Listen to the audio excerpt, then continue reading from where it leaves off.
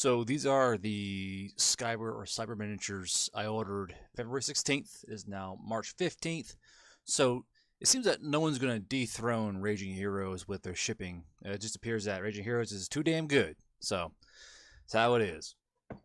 I ordered some of the Infernal Dwarves, well, the Chaos Dwarves, Infernal Dwarves, or whatever, from them to see what an actual proper Infernal Dwarf model should look like. And I cut it open to see, because once he was inside without disturbing it, it looks like they send you blister packs inside of a box. Which, I don't get the sudden streak of blister packs in my channel. It seems like everyone's doing blister packs now. But, what are you going to do, I guess? So, you're going to get your models in a blister pack. This is a giant blister pack, it seems like. Number on it. Those look pretty fucking spicy, to say the least. Alright. Time to crack these open. See what we got inside, eh? A little more spanned out there, a little more of a better view. What's going on here?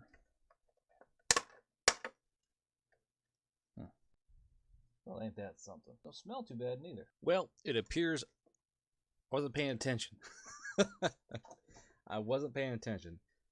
I meant to order some of the Moskals, which is their like evil dwarf line, and turns out I ordered the other thing I was looking at and clicked the wrong thing in my cart. So I ordered actual regular dwarves. So I guess that's what we're gonna be reviewing today. I can't send me anywhere. Let me tell you. So we got regular dwarves we're gonna review today. So these are the Dwarf Axe Veterans, because I ordered the wrong thing. Christ.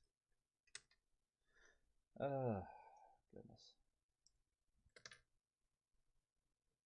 So we got a little accessory packet here with the standard and a double-headed axe, a lot of shields. Now, due to the price point you pay for these, I'm feeling a little bit let down in that regard, because it seems like, I don't know, let's see, these guys I think were about $40 for me.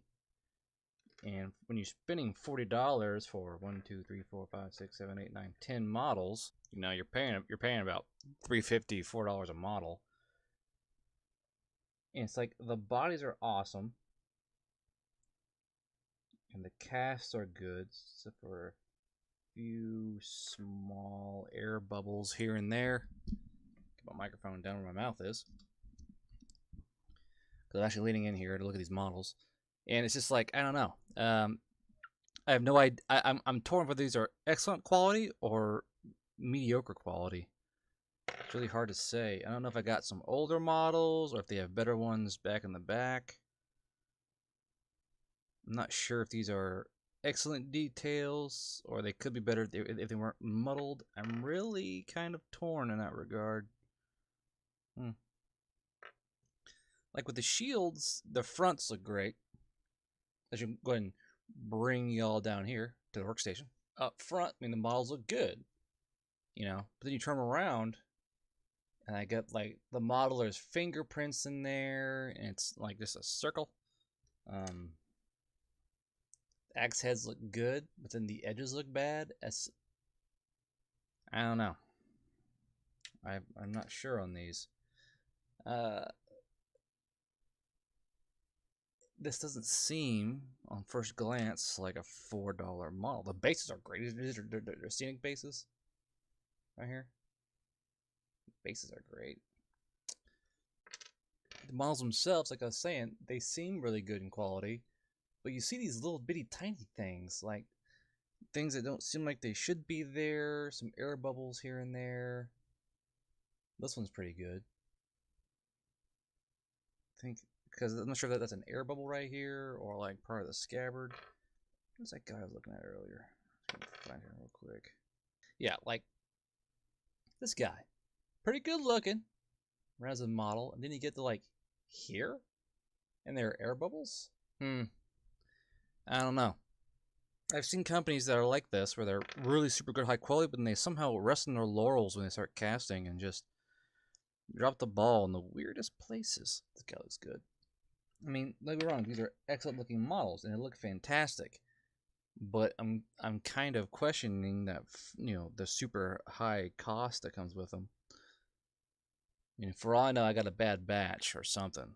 But like with Norba, you're paying super cheap per model. Matter of fact, there we go. So, Scibor and Norba. I mean, it's really night and day. The quality difference is very clearly there. You know what I mean? Because like this is Norba, this is Scibor. You're looking at it, it's very clear which one's the higher quality. You know what I mean? But I don't know if these are $4 a piece quality. I mean, these suckers ain't cheap. You know what I mean? You got the weapons down here for a super close up. Super close up. The standard's pretty cool. It's like wood or stone. I think it's wood. The double-headed axe right there. Then one of the scenic bases. I don't know. I'm going to put these together, get them all, how they should be, and we'll go on from there. So see y'all in a minute. So here's the breaks when it comes to these models. The only thing that will make me absolutely livid is lack of quality control. Now with some models I can let it slide, because I'm only paying maybe 50 cents per model, $1 per model, something like that. But what I did this, I actually looked at, I bought these while they're on sale. All right.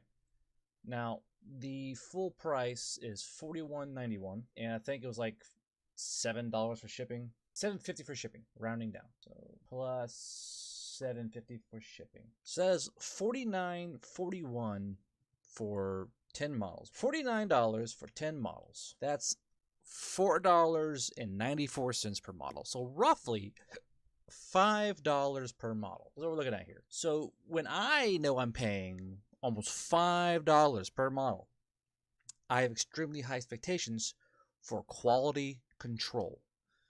Now, when I get these models, I don't mind flash. I don't mind mold lines, because no matter what you do, there are going to be these things. They're going to be there. There's no getting around that. Mm-hmm. But when I get little teeny tiny air bubbles in these models, to where the fact that I can't actually cut them out because of how deep they are, that's when I get a little bit salty about lack of quality control with the model. Like with this guy here, I had to go in and chop off part of his goddamn foot to get rid of I did a small slice and the air bubble just opened up into a cavern. So I had to go in and cut that damn boot off.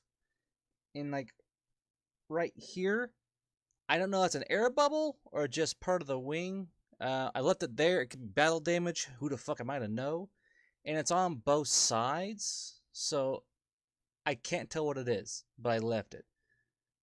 But I think that's maybe battle damage. Who knows?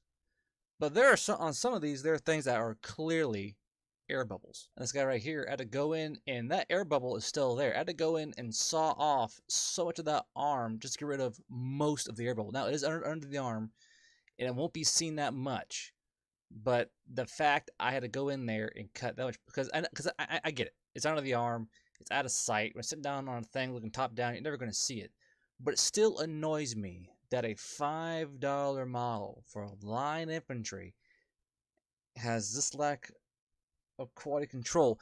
And I know I may have gotten a bad bunch. I'm not ignorant to how, these models are made. It's a process. Making these is a long process, and it's quite the arduous one.